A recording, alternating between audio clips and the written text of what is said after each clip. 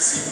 J'ai l'immense plaisir de participer avec vous dans ce séminaire sur le thème « Quelle indépendance pour le Maroc ?» D'abord, quelle colonisation? Et puis, quel système, quel régime nous a été légué par le colonialisme, que ce soit français ou espagnol? Alors, du 16e au 19e siècle, s'est constitué au Maroc un système de pouvoir qui est le Mkhtel, dont a parlé ce matin Sylvano. Ce système de pouvoir était fondé en termes de classe sociale sur l'alliance de la grande bourgeoisie mercantile dans les villes et de la féodalité, de sorte de féodaux, en formation dans les campagnes.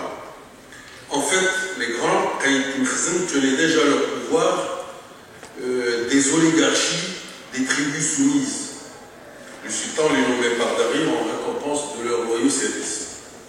Mais la plupart des tribus gardaient une indépendance par rapport au pouvoir central, au pouvoir du Mkhzen, et conservaient leur organisation ancestrale basée sur le partage et la démocratie. Et étaient tout le temps en conflit avec le pouvoir central qui voulait les soumettre. L'appareil idéologique du Mkhzen était constitué dans les villes par les ulama, les théologiens, dans les campagnes par le Chafa, les descendants du prophète, et les chefs de Zawiya, les Zawiya soumises, parce qu'il y avait des Zawiya insurgés aussi. Cette structure de pouvoir n'avait donc qu'une extension territoriale limitée. Bled Mkhzen, terre du Mkhzen. Jusqu'à la domination coloniale du fait de la résistance armée des masses paysannes qui visaient la défense des structures, de leurs structures, et c'était les structures communautaires, et c'était les bleds Siba, terre de liberté. Un tel système était prêt à composer avec le capitalisme ascendant en Europe, qui passait au stade d'impérialisme. Ce fut alors la pénétration coloniale suivie de la pénétration militaire. Ce fut les accords de 30 mars 1912 dont on avait parlé. Alors ce traité, le traité de protectorat, garantissait au sultan la sauvegarde du système Mkhzen, la soumission des tribus insurgées, et puis les intérêts propres qui ont été chiffrés par nos amis ce matin. En contrepartie, le sultan consentait la colonisation du pays. Et ce fut la guerre sans merci, menée par les armées d'occupation françaises et espagnoles au nom de la pacification. Et ce fut de l'autre côté la résistance armée dans les campagnes menée par les tribus insurgées.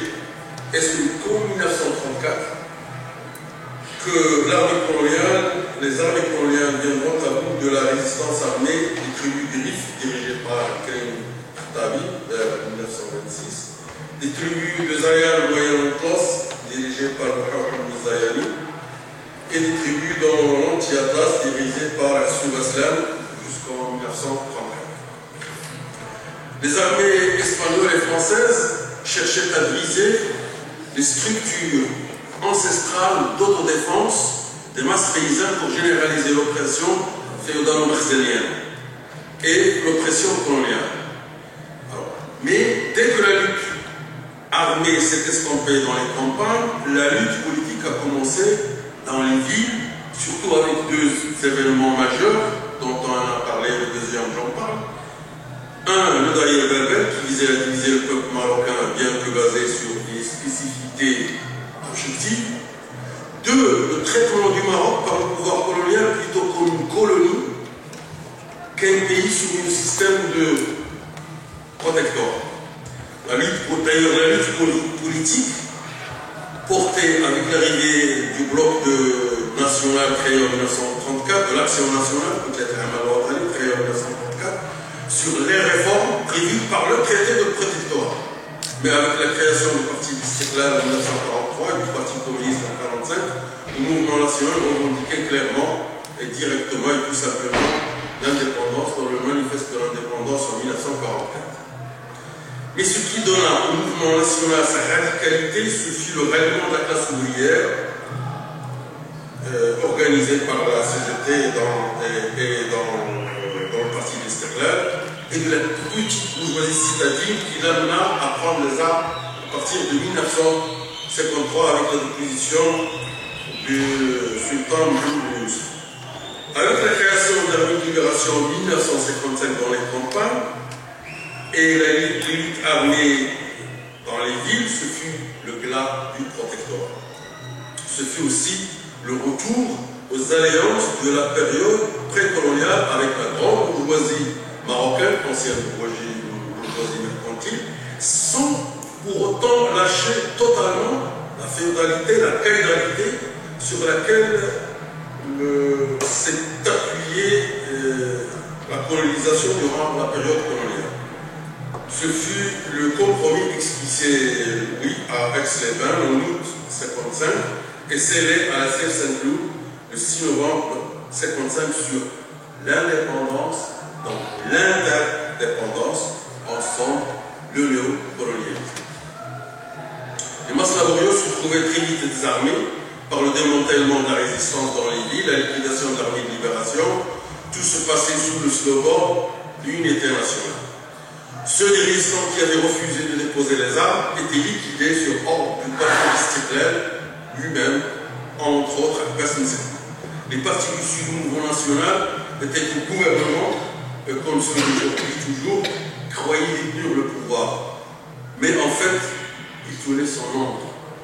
Le régime avait suffisamment de temps pour asseoir ses structures de domination et pouvait même congédier le gouvernement Abdallah Ibrahim, dirigeant de l'UNFP, l'Union nationale des forces populaires, et régner sans partage jusqu'en 1976.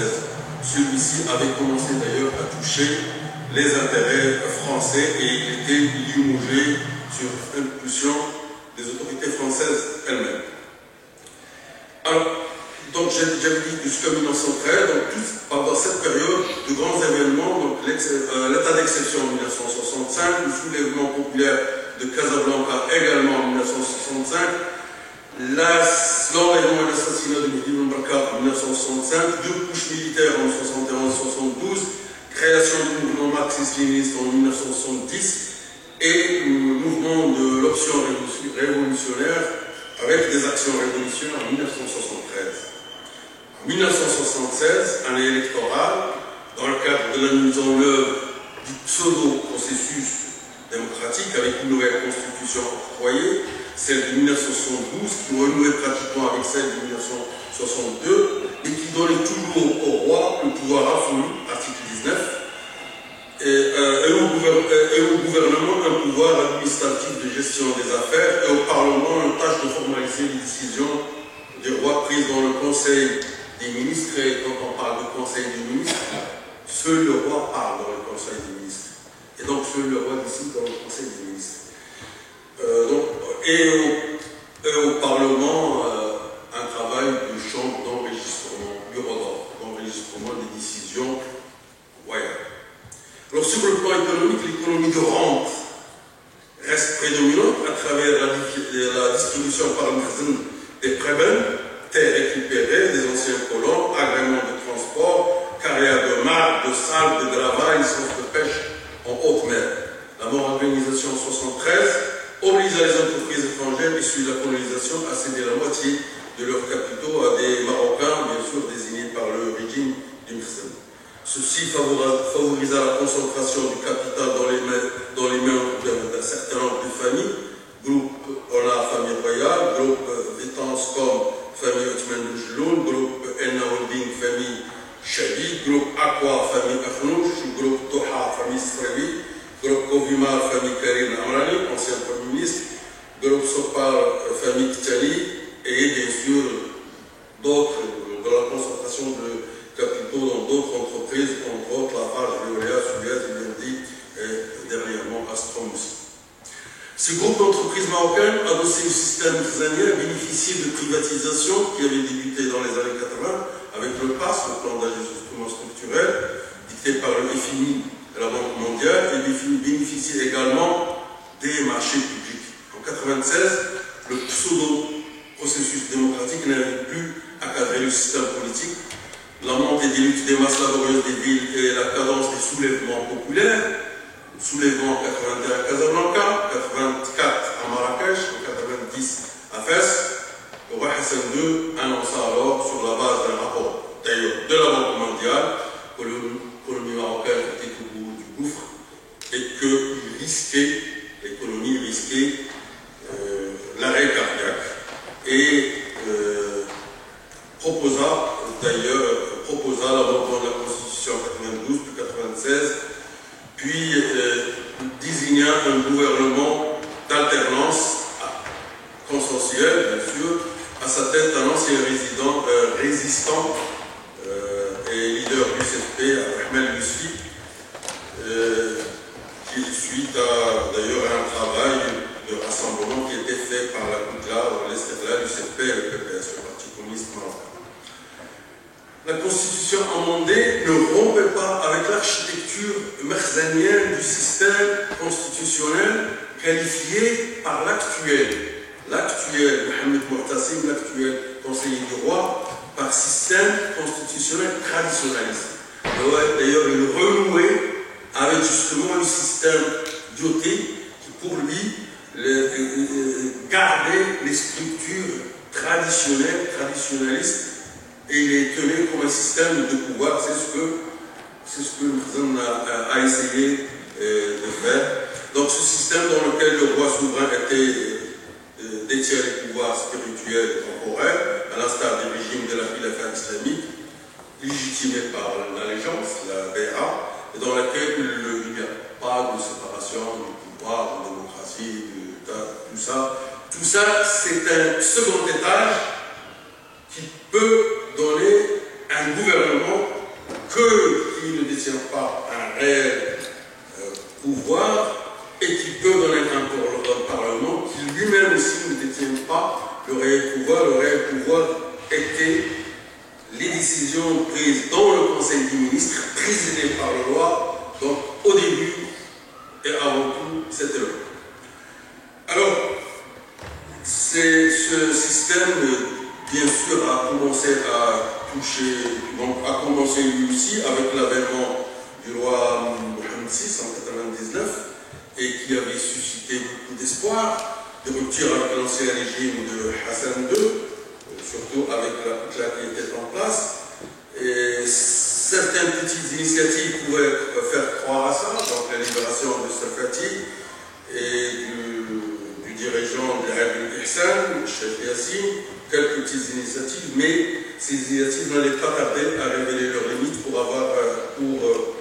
ce qui est des politiques économiques et sociales, de graves répercussions sur les conditions de vie de l'écrasante majorité de la population, surtout le plan économique avec l'application avec des politiques néolibérales, des réglementations, des engagements de l'État dans les secteurs économiques au profit des multinationales et d'une petite minorité, donc la famille royale. Sur le plan politique, l'IR, donc l'instance équité et réconciliation, qui voulait rompre avec l'histoire, n'a pas rompu avec l'histoire, et qui devait faire la lumière sur les années de plomb, n'a pas fait toute la lumière sur les années de plomb. Le sort des disparus est toujours inconnu, celui de Mbaka est aussi toujours inconnu.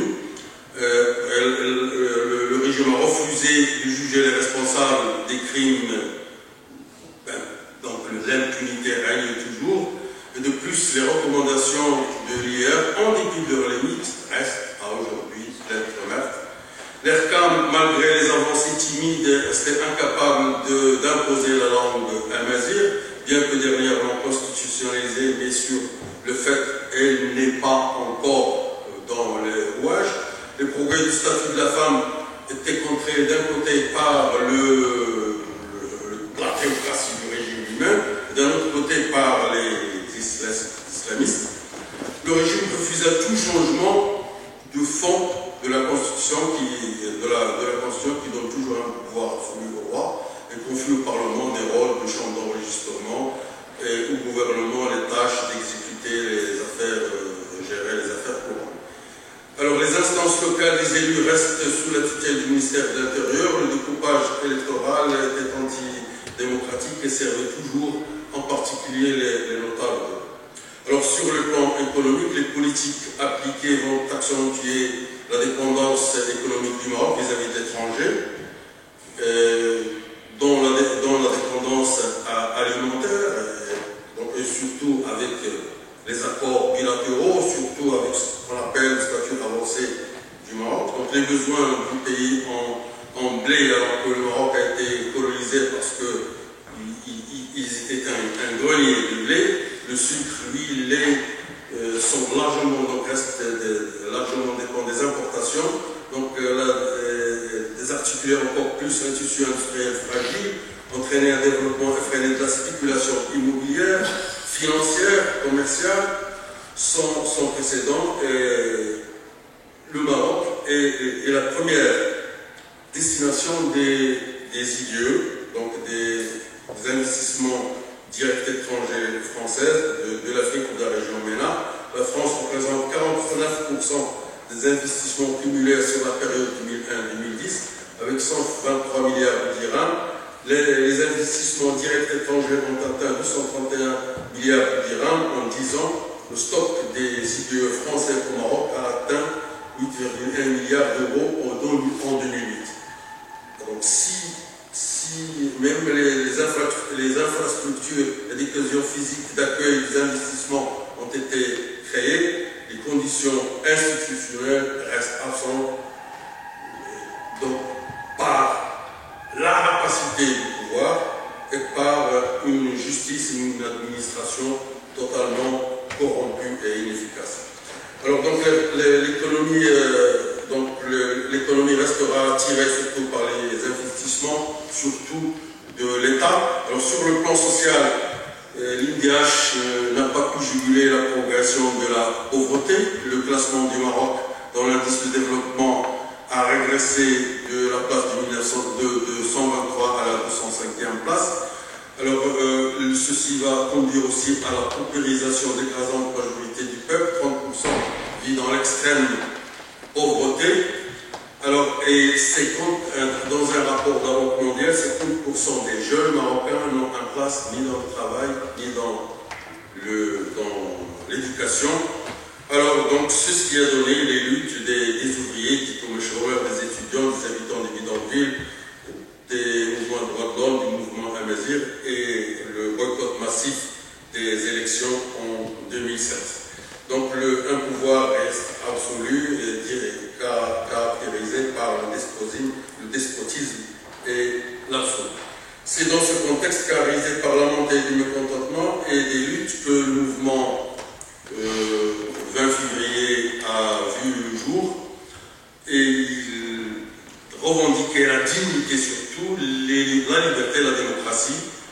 Le régime, premièrement, a tenté de discréditer le mouvement du 20 février, deuxièmement, a essayé d'intimider, de réprimer, mais finalement, c'est surtout qu'il a essayé de contenir avec le discours du 9 mars, dans lequel même une révision de la Constitution, mais au lieu d'une assemblée constituée, c'est une commission nommée par le roi.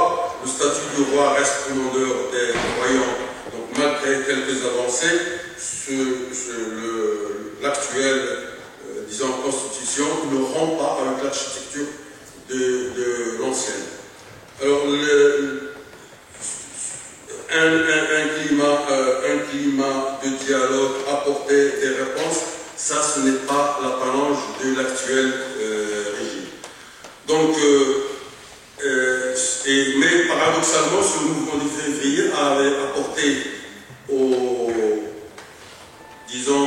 gouvernement le PJD, qui était d'ailleurs contre le mouvement du 20 février, avec 1,5 million de votants sur 14 millions d'inscrits, mais sur 22 millions de citoyens en âge de voter, donc 44% de ceux qui sont inscrits, mais 25% de l'ensemble de ceux qui peuvent voter.